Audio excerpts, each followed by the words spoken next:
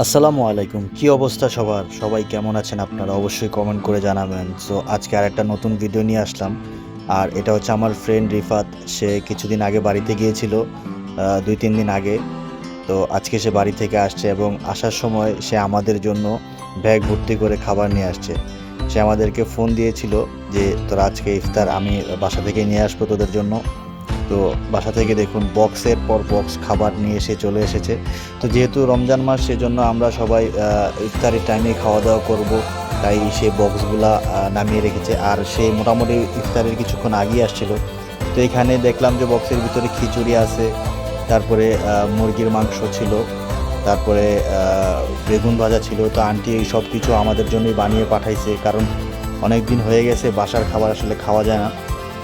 কারণ আমরা সবাই ঢাকাতে থাকার কারণে মেসে থাকি, তো ওইখানে খালার হাতের রান্না খেতে হয়।